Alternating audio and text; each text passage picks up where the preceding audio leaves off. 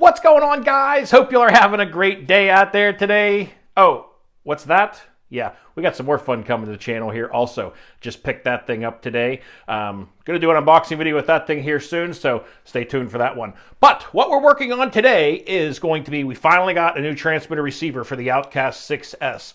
I was looking around at some different ones, been having some really bad luck lately with receivers. The one in the Outcast pretty much caught on fire. I've had numerous other ones going bad here during the wintertime just due to moisture and other weird things.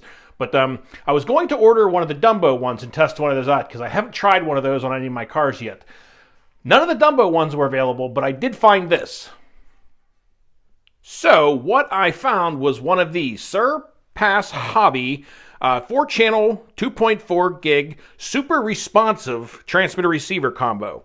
Took a look at it. What I found out was I guess Dumbo, Surpass Hobby, and Radio Link, I believe it was all part of the same company. They're just relabeled because this takes the same receiver from what I have found out and researched as the Dumbo also. So I picked up one of these, not too bad, $32 for transmitter receiver. I'll throw the link to that down in the description for this thing. But we're going to get this thing unboxed and check it out, and we're going to throw this in the Outcast and give it a brief little test out. It's pretty nasty outside right now. It's been snowing all day and it's cold, but we're going to test it out anyway, see how it feels real quick, and let's get this thing out of the box. Alright guys, well let's take a look and see what we get in the box. So what we got here is the CH4 channel 6, 2.4 gig, 6-channel transmitter receiver combo, Surpass Hobby. Like I said guys, the first one of these I have gotten and tried, so we're going to give it a test out on the Outcast, see how I like it, see how the radio works. So, you've got your normal instruction book, Chinese and English version in there. So, take a look through that. And take a look at the binding process to see what this thing is already set or not. But what you get in the box is one 6-channel receiver. Decently long antenna, should be enough to reach out through most battery boxes. From what I've understood on all these Dumbo receivers, since this is all in the same family, these things have some great range on them. Is one big thing. A lot of people are using these on some speed cars, and it's not that they're trying to get some decent range out of them because they do have a really good range capability. Hopefully that's true on this one also. Can't imagine it's not. I mean, like I said, they all take the same receivers. The Dumbo, the Radio Link, and this all have the same setup. So, first feelings of the controller here. Throttle feels really nice and smooth. And the steering feels really nice. It does not have any of that toy feel to it. You know what I mean? But controller feels really good in the hand. It's got kind of like a textured rubberized grip on the front and the back, right where your hands and your palm would sit. So feels really nice and comfortable in the hands. Not very heavy. It's got a nice, good weight to it. Definitely a lot lighter than my FlySky GT3. That thing is a tank in your hands. You can link, from what I've understood, multiple receivers to this. The only thing you cannot obviously save your endpoints, because like with what you get with like the FlySky GT5 and other receivers is you can link multiple receivers to it and save your endpoints and all your steering trims and stuff like that. With this you can't. You'd have to basically, every time you get the car, you change cars, or link this to the other car, it will not save any of your endpoints, so you have to change all that. But that's not too big of a deal. But right now we're just going to give this a test with one receiver on the Outcast and try it out. So what you got, you have your channel 3 button right here on the side, just a momentary switch. Here up near the very top you have your channel 4, which is a 3-position switch. Guessing you could probably link this up and it would work good with a crawler also if you're doing 4-wheel steering. Right here you have your on-off switch. All these stuff are all anodized in red. Looks pretty sharp too. I mean, it's a nice looking controller and it feels good in the hand. Up here you have your channel 5 and 6 controls, your trims. This is for a USB. It says it's for 5 volts only. So I guess you could probably put the 5-volt charging battery, I'm assuming is what they meant. There wasn't a lot of clear instructions about that. Also right here there's a port for a simulator mode, it says. Might have to look into more of that. I'm just kind of more curious what that exactly is. Underneath the cover here, you have all your normal controls for all your throttle rate, steering rates, your trims, and then all of your reverse or normal modes, whether you want to keep your steering normal or reverse everything. So got all your normal basic controls under this thing, but overall controls got a nice feeling to it. You don't get any batteries with it, so got 4 AA batteries here. Gonna throw them in this thing, and then we're gonna pull the Outcast out and throw this receiver in there and see how it works in there.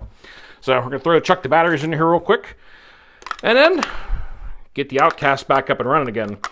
Haven't had very much luck lately in taking the car out and running it. Either been due to weather problems or the receiver catching on fire, weird stuff. But got our 4 AA batteries in here.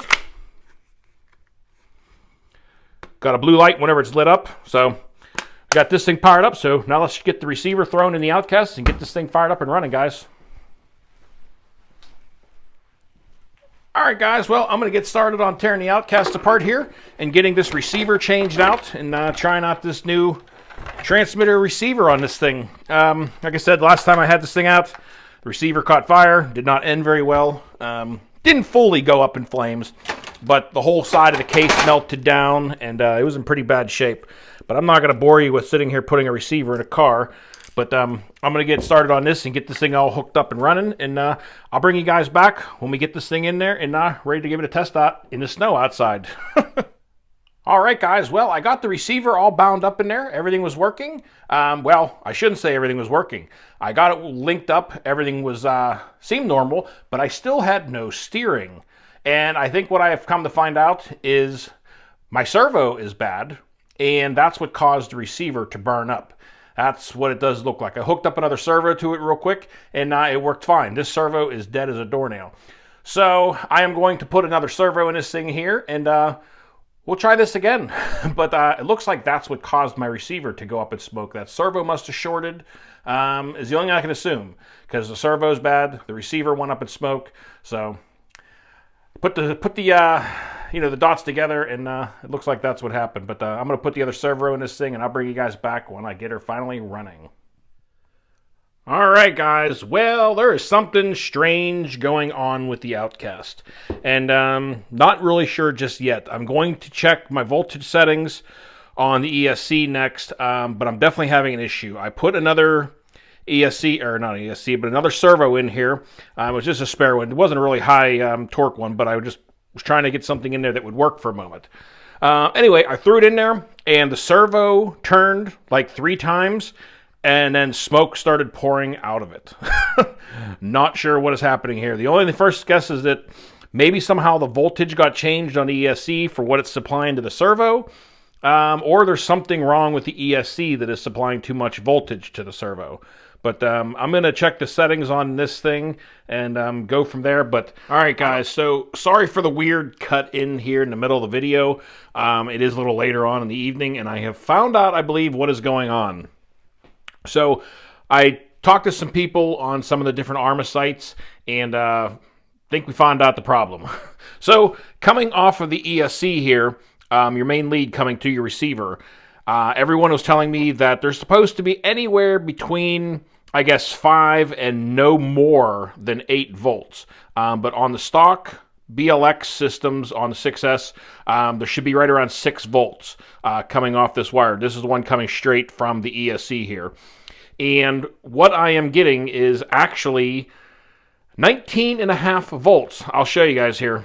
All right, so I'm on the red and the black wires on that plug.